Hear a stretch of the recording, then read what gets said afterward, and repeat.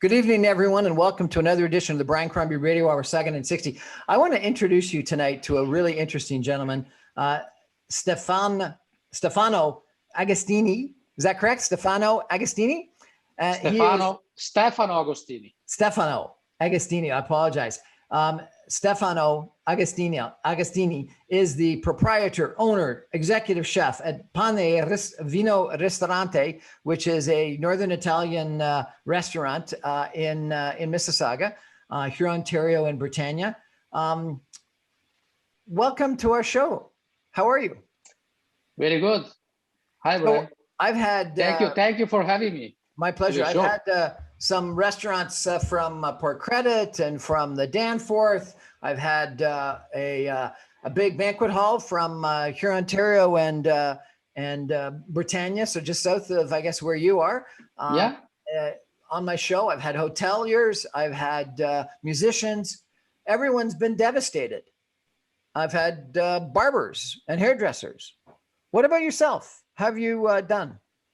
It was a tough time, especially, the first 3 months of the lockdown was tough. It was scary a little bit because everything was up in the air. So we didn't know what to do, how to manage it.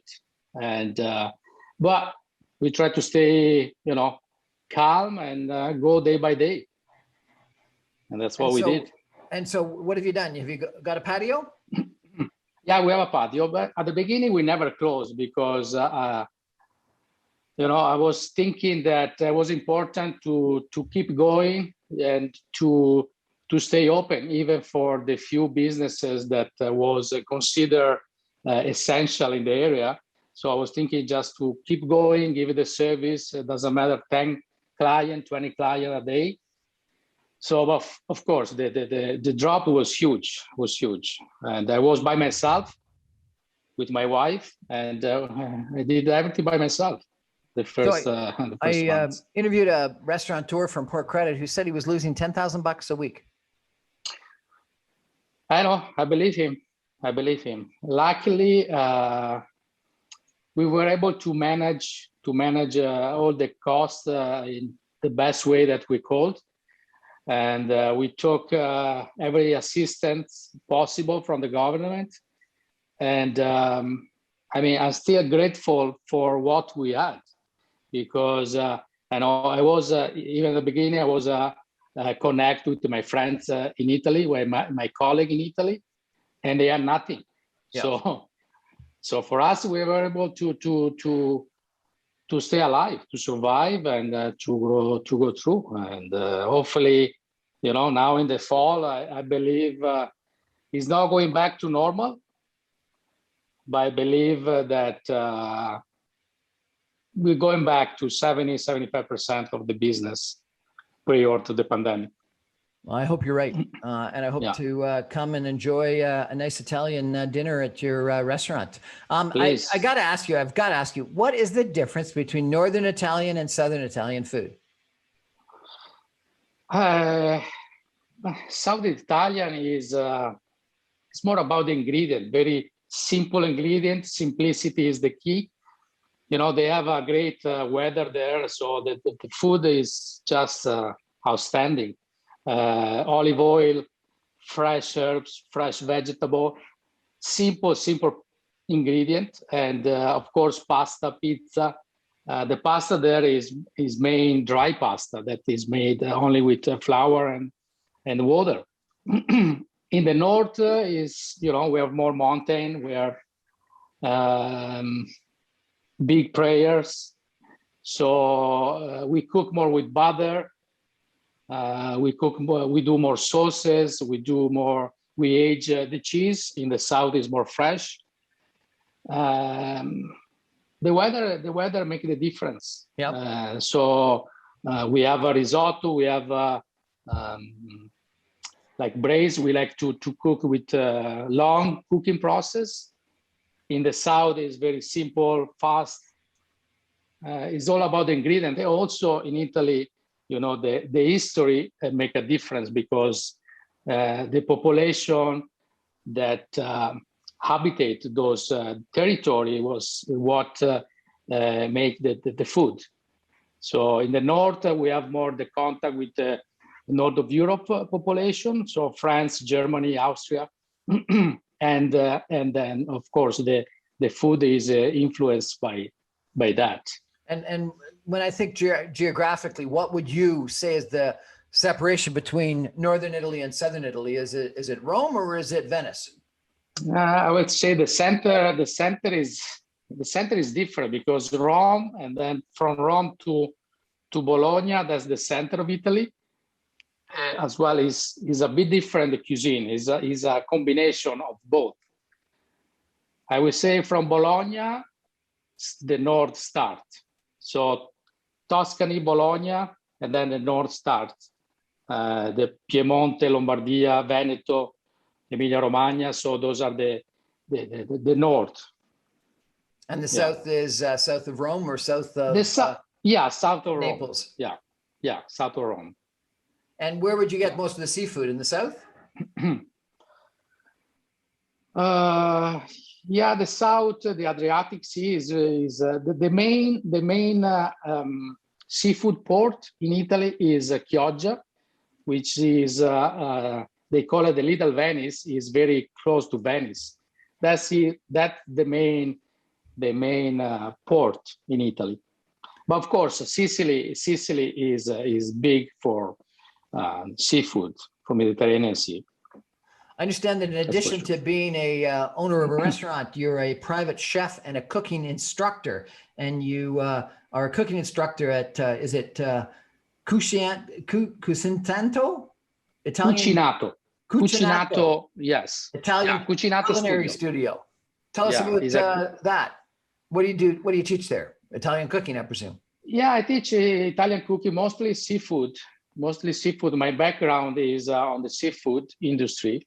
So I'm specialized on cooking seafood. And the Cucinato is a culinary studio in a college street. And I teach mostly the seafood part. Also the North Italian cuisine. I teach how to make gnocchi, risotto, and stuffed pasta, agnolotti, ravioli. So I love, and I'll probably pronounce this wrong, but I love Branzino. Branzino, yes. Branzino. Mediterranean sea bass. Tell me how I prepare Branzino. Branzino, I like it. Usually I do in crust with, you never had it with the salt? Salt? No, not with salt. Salt, yeah, with sea salt. I do like a bed of sea salt.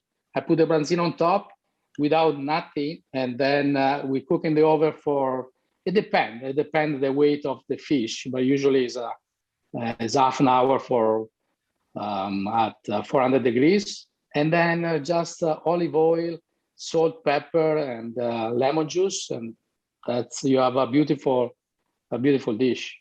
And actually, I do that for some classes. Yeah.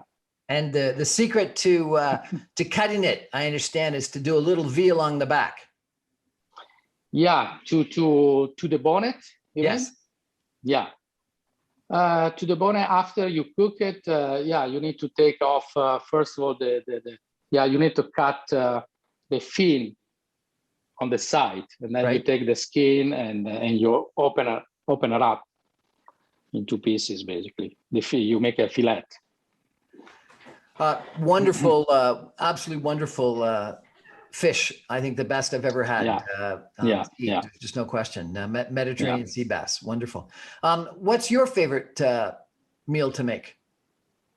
Seafood, of course. Seafood. Yeah. I love seafood. I love. If not Branzino, what type of seafood? Seafood. I like sea bass. I like the swordfish. Swordfish. And how would you cook swordfish? I make it. I like the Sicilian way. They cook it with. They stuff the swordfish with some olives, capers, cherry tomatoes, garlic, and then they make those some involtini, we call it, and they braise it very lightly for 15 minutes.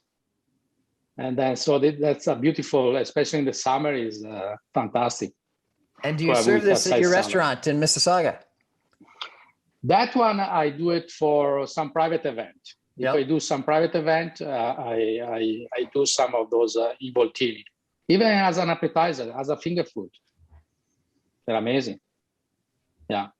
Fantastic. So, yeah, and those events actually help us during pandemic, because especially the private chef, that one grown a lot during the last year, and I was able to survive due to this service.